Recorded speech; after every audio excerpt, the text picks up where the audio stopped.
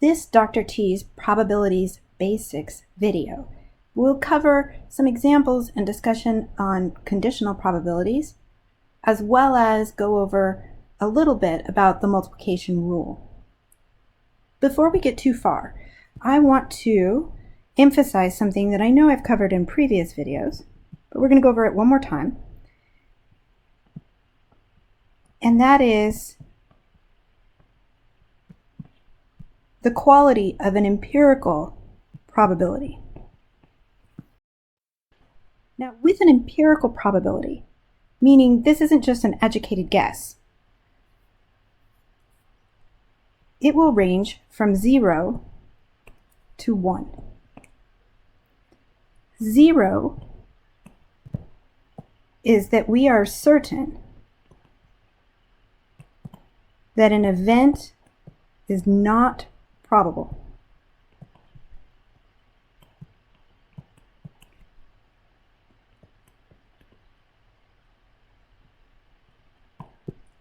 A 1, what does that mean? Well, the opposite really. 1 means we are certain that the event will happen. Now, really quickly, in the social sciences, let's remember, we do not talk about being able to prove anything. Why? Because human, that's why. Any of our research in criminology and criminal justice has something to do with human behavior. It only takes one weird event, one outlier, to change everything we think we know. We will never be 100% certain that something will or will not happen. The best we can do is come pretty darn close. But we can't prove anything or say with 100% certainty anything will or will not occur. So let's just think through this a little bit more. And let's say we find a probability of roughly 0.65 that some event occurs.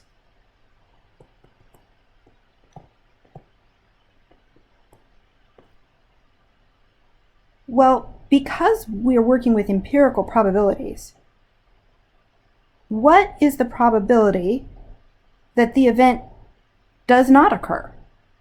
Well, to figure that out, probability that the event does not occur, we take our 1, that's where we're certain that it will happen, subtract the probability that we found that X occurs, and the probability that it won't occur is about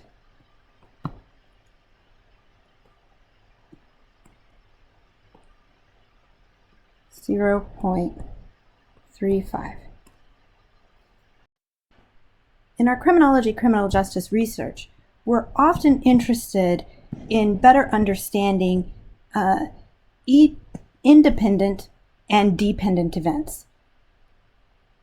So let's go ahead and take, for example, doing a fairly large case review. Let's say we review 102 different cases in Doña Ana County, and we're interested in answering the question, does some quality of a criminal defendant affect whether or not they receive jail time or straight probation? And the qualities of the defendant that we're interested in is whether or not they're on probation at the time of an arraignment, or if they are a first-time offender, first time they've ever gotten in trouble. Now, we're only interested in understanding whether or not they get straight jail time or probation, not some combination of the two. So we take a look at about 102 different cases, and I'm going to fill in this cross-tabulation table for you of what we find as far as the case review goes. First, we find that 33 of the cases we looked at, the defendant who was on probation at the time of arraignment and received a sentence of straight jail time, we had 33 of those folks. We had 39 cases with a first-time offender who received straight jail time. So there were 72 in our sample who received a sentence of jail time, whether or not they were on probation at the time of arraignment or were a first-time offender. In our case review, we had 19 folks who were on probation at the time of arraignment who received a sentence of straight probation, and we had 11 first-time offenders who received a sentence of straight probation. So 30 people in our sample received a sentence of just probation, whether or not they were on probation at the time of arraignment or were a first-time offender. So let's go ahead and get the totals here of our defendants who were on probation. And so 33 plus 19 is 52. And for our first-time offenders, 39 plus 11 is 50, for a grand total 102. All right. So 52 people in the cases that we looked at were on probation at the time of arraignment. 50 were first-time offenders. Probability here. Let's find the probability that I could randomly grab one of these cases and grab a case that has a defendant who receives jail time as their sentence, given that the defendant is on probation at the time of their arraignment. Now, if I'm going to put this here into an equation, let's remember probability. This time I'm asking, what is the probability? And we'll make sentence be B. What is the probability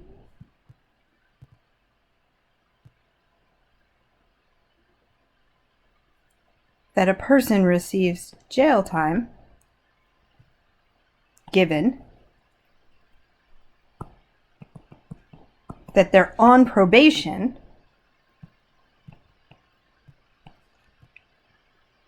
at the time of their arraignment?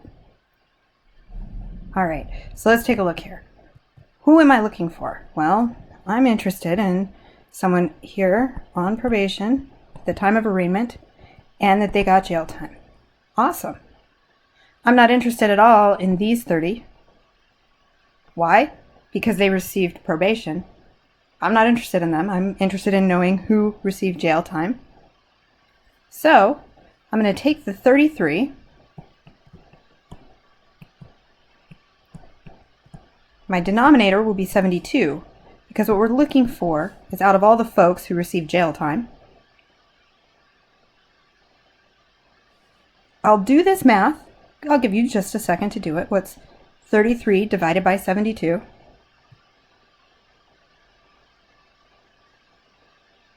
Roughly, the probability that I would randomly grab one case out of the stack where the defendant was on probation at the time of arraignment and received a sentence of jail time, the probability of that happening is 0.458.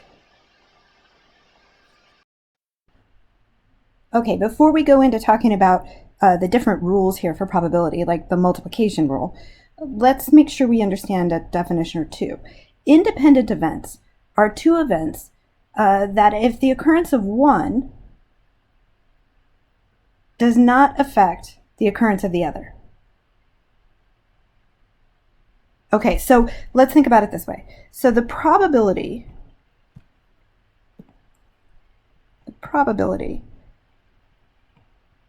of B given A, if the events are independent, we figure this one out by doing the probability just of B. Or we could understand this the other way. Probability of A given B is really just equal to the probability of A.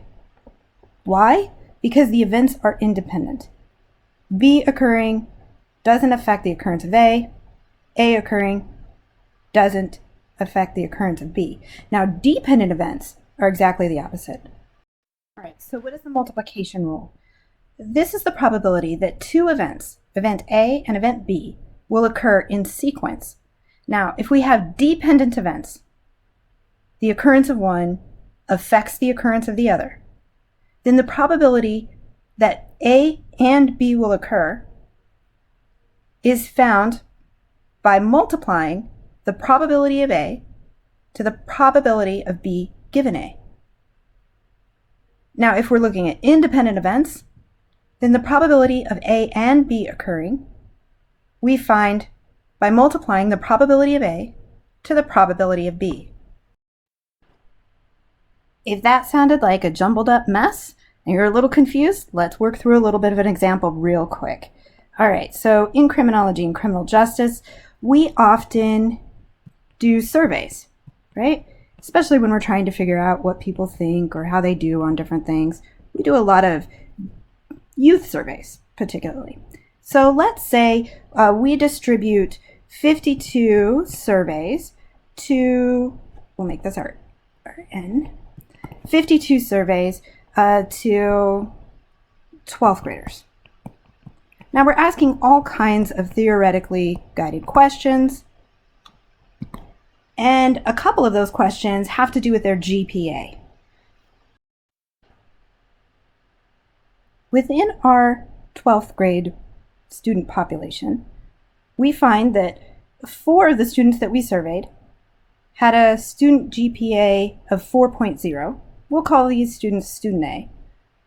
And 4 were on the extreme other end of the GPA scale, and they had GPAs of 0.25. Yes, it happens.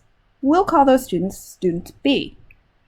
Now we're curious, what is the probability, if we wanted to talk to one of these students, what is the probability of just grabbing a survey and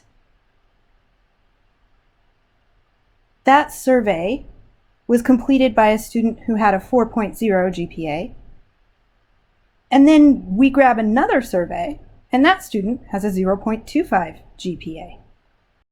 We need to determine if these are independent or dependent events. Well, we only have 52 surveys here. I don't have 104, I don't have 3,000, I have 52. And as soon as I pull one of the surveys out of the pile, hoping to see if this student has a 4.0 GPA, there's nothing to replace that with, right? I don't have another extra survey lying around. So because I'm doing that, it's influencing the number of surveys that are left to choose from, making this an dependent event.